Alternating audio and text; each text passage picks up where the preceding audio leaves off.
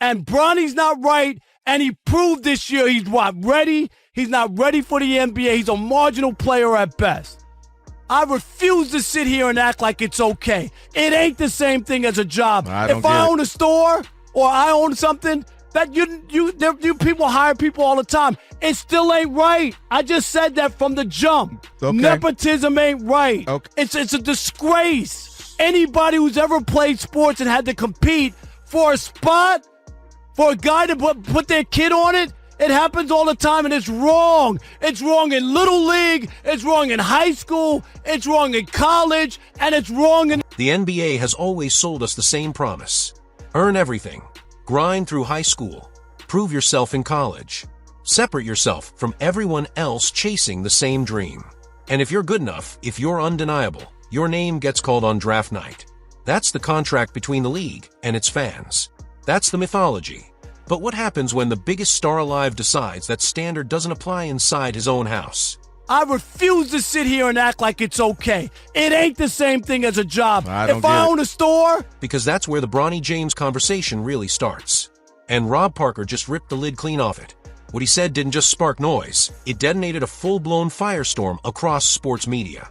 This stopped being about box scores or development curves real quick.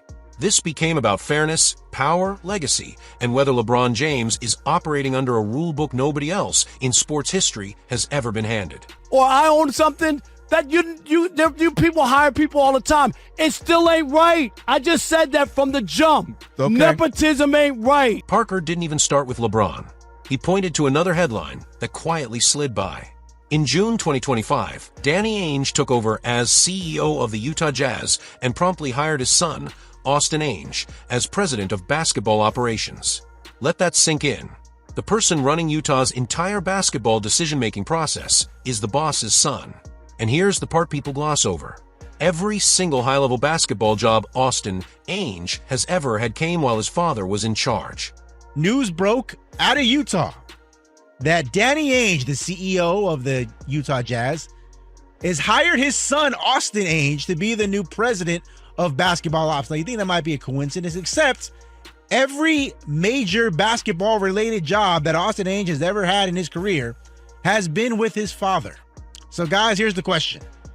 Why is it that Bronny James is the poster child for nepotism, while Austin Ainge seems to fly under the radar? Now, before anyone screams outrage, the resume isn't fake. Austin Ainge spent nearly 2 decades inside the Celtics organization. He coached in the G League, worked scouting, climbed through player personnel, and served as assistant GM during Boston's 2024 title run. That experience is real. But Parker's issue isn't the bullet points. It's the pattern. His first NBA door opened under his dad. His biggest promotion comes under his dad again. Different cities, same last name leverage. And Parker asks the uncomfortable question.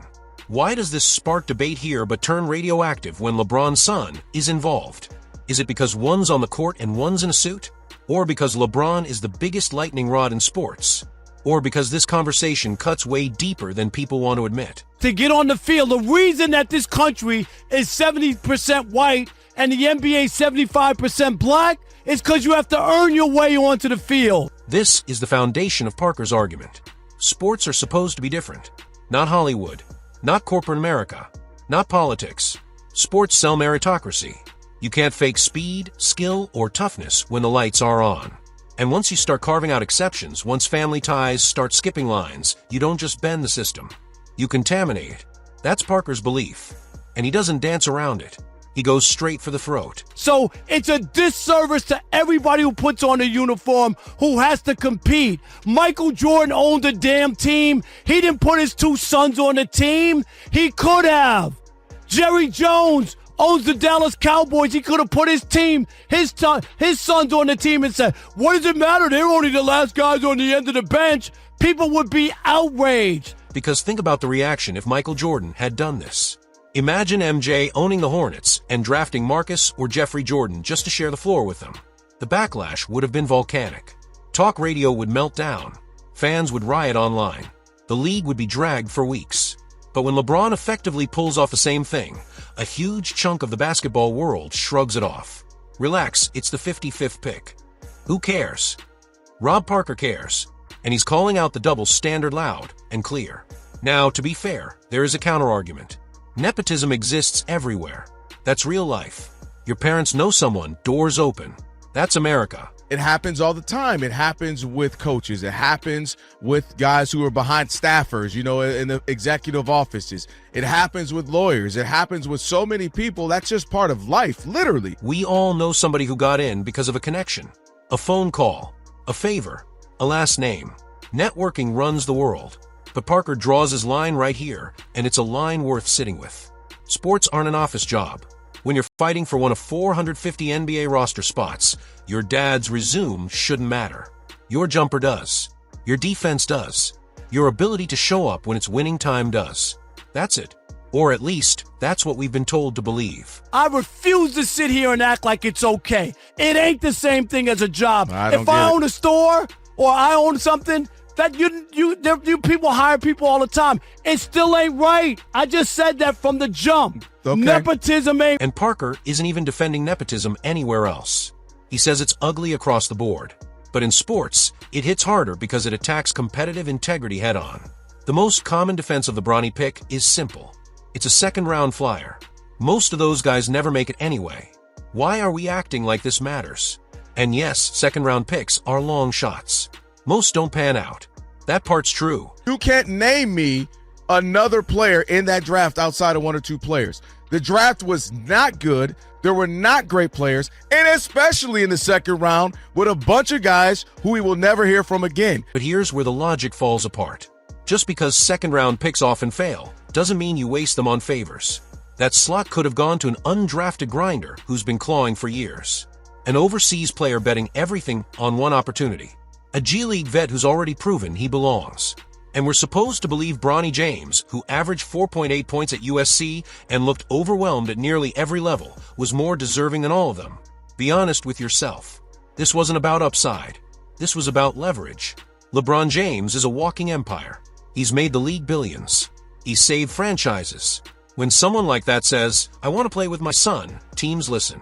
The Lakers didn't draft Bronny because they see a future star.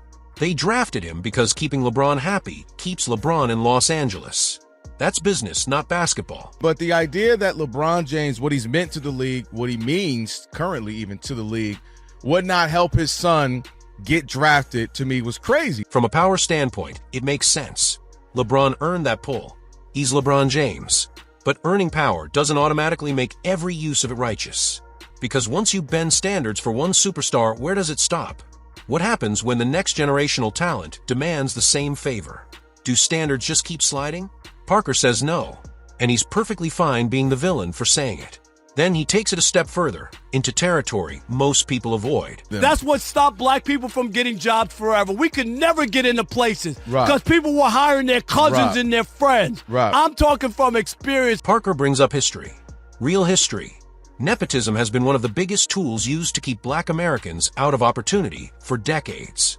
Jobs passed through family trees, private networks, and closed-door systems that never included them. So when Parker sees LeBron, one of the most powerful black athletes ever, using that same system, he sees irony and danger.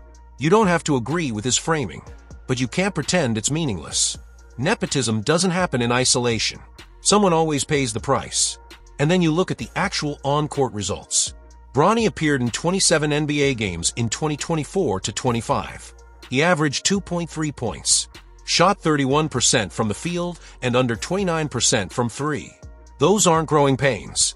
Those are red flags. And Bronny's not right, and he proved this year he's ready? He's not ready for the NBA. He's a marginal player at best. And it hasn't turned around. Through the first half of 2025 to 26, he's at 1.7 points on 37% shooting, bouncing between the Lakers and the G League, so often people can't keep track. That's not hate. That's reality. Bronny is a 6'2" guard with defensive effort and a limited offensive package. He's not explosive. He's not a shooter. He's not a creator. Under normal circumstances, he'd be fighting just to stay in the G League. And yes, the cardiac arrest matters. That's serious and deserves compassion. But compassion doesn't turn projects into NBA players overnight. When executives talk about him getting 10 to 15 minutes next season, that's not development. That's insurance for LeBron.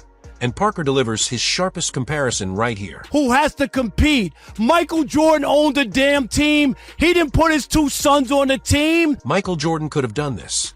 Easily. He owned the team. He had the power. But he didn't.